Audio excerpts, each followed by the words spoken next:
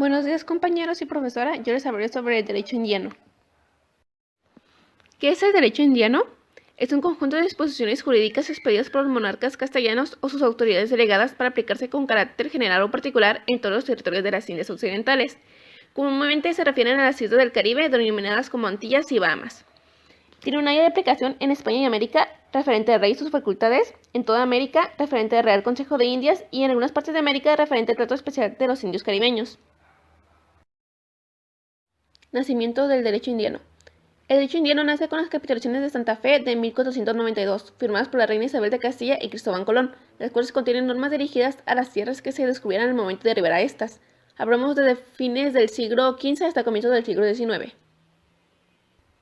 La monarquía española gobernaba gracias a una serie de bulas papales, por lo que ser designio de Dios, la corona podía crear las leyes que considerara legítimas para gobernar en la región.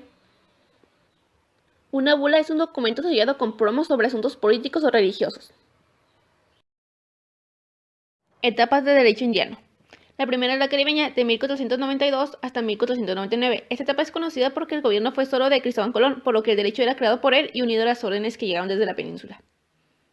La segunda etapa es la carlista, de 1499 hasta 1511. Fue el comienzo de los órganos de gobierno que causaron una gran modificación del sistema administrativo. Comenzó un sistema basado en la unión de elementos indianos con órdenes llegadas desde la corona española. La tercera etapa era felipista, de 1511 hasta 1568. En esta etapa se crean textos que critican el sistema establecido hasta el momento, siendo los mayores pensadores de la situación Bartolomé de las Casas y Fray Antón. Estas críticas fueron vitales para el establecimiento de una nueva organización jurídica, siendo lo que podemos considerar como las causas de la creación del verdadero derecho indiano. A la cuarta etapa se le conoce como decadencia intermedia, de 1568 hasta 1680. Fue una época del retroceso político de España en Europa. Francia se convierte en la nación líder y España está acosada por los piratas y diversas epidemias. Sin embargo, fue la etapa más constante en cuanto al tema jurídico de las Indias, pues se crea la recopilación de leyes que dan lugar al derecho indiano, conllevando también un cambio en el sistema político de las distintas colonias españolas.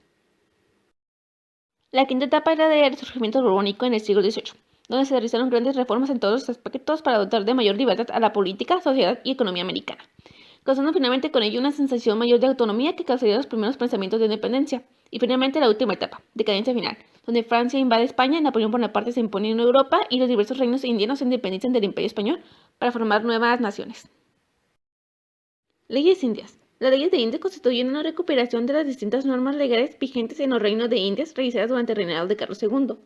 Estas eran las leyes de Burgos, las leyes nuevas y las ordenanzas de Alfaro. Este conjunto normativo fueron anunciadas entre 1523 y 1542 y recuperadas a finales del siglo XVII, siendo publicadas el 18 de mayo de 1680. Esta recuperación fue impresa en 4 volúmenes. Está dividida en 9 libros, los cuales están ordenados por temática y orden cronológico. El primer libro refiere a los asuntos religiosos tales como el regio perdonato, la organización de la iglesia, la cultura y la enseñanza.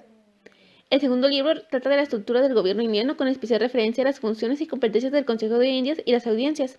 El tercer libro resume los deberes, competencias, atribuciones y funciones de virreyes, gobernadores y militares.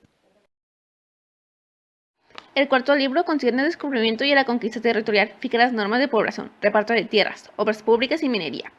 El quinto libro legisla sobre diversos aspectos del derecho público, jurisdicción, funciones, competencias y atribuciones de los alcaldes, corregidores y demás funcionarios menores. El sexto libro trata de la situación de los indígenas, su condición social, el régimen de encomiendas, tributos, etc. El séptimo libro resume los aspectos vinculados con la acción policial y de moralidad pública. El octavo libro legisla sobre la organización rentística y financiera. Y finalmente el noveno libro refiere a la organización comercial indiana y a los medios de regulación con especial referencia a la casa de contratación. Entre sus características tenemos que el derecho estaba muy unido a la religión, ya que una de las peticiones del Papa a darle los derechos a los reyes españoles fue de evangelizar a toda la población. Las normas tardaron mucho en ser válidas, ya que se legislaban en la península, después se revisaron en las Indias y a veces se devolvían al rey para su corrección. La mayoría de las normas iban dirigidas a las organizaciones de las instituciones, legislando poco sobre materia privada. El derecho indiano intentaba proteger al nativo frente a los abusos de los europeos, aunque la realidad era totalmente distinta. Se causaba una diferenciación que beneficiaba a los peninsulares y castigaba en mayor medida a los colonos. A falta de una disposición específica, se debía recurrir al derecho castellano civil o canónico, según fuera el caso.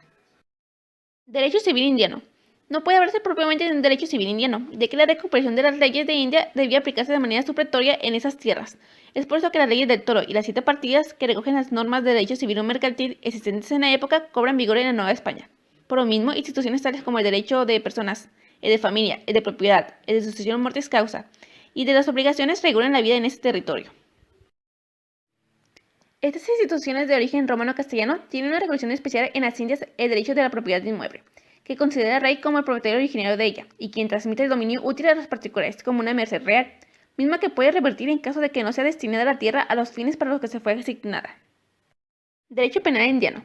Se caracteriza porque se da por concluido el principio de venganza que prevaleció en la Alta Edad Media. Así, las 7 partidas contienen elementos que van a favorecer la reconciliación entre enemigos, el beso de la paz y el abrazo. No obstante en ello, dicho cuerpo legal se reconocen penas que cronológicamente nos parecen en la época actual sumamente duras y severas. Las penas pecuniarias aplicadas en las Indias eran generalmente del doble a las de la península ibérica.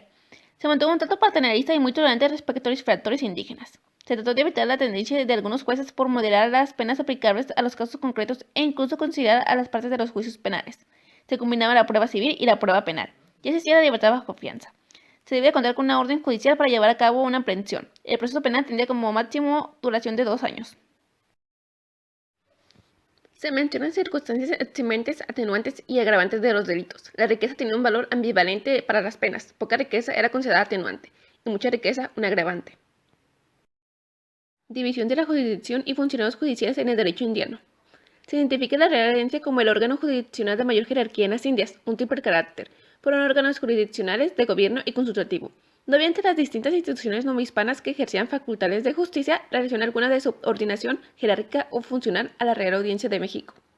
Las audiencias reales se integraban por un número determinado de jueces. En sus inicios era un órgano colegiado que funcionaba en pleno y posteriormente se creó la sala de crimen que se conocía como si fuera un tribunal de primera instancia de las causas penales que surgieran en el ámbito territorial de 5 leguas. Fuera de este perímetro, conocida de los negocios criminales como órgano de segunda instancia de las justicias ordinarias en materia penal, es decir, la que ejercían gobernadores de provincia, corregidores, alcaldes mayores y justicias mayores. Las audiencias tienen la función de administrar la justicia entre los habitantes, velar por el cumplimiento de las ordenanzas dadas por el rey.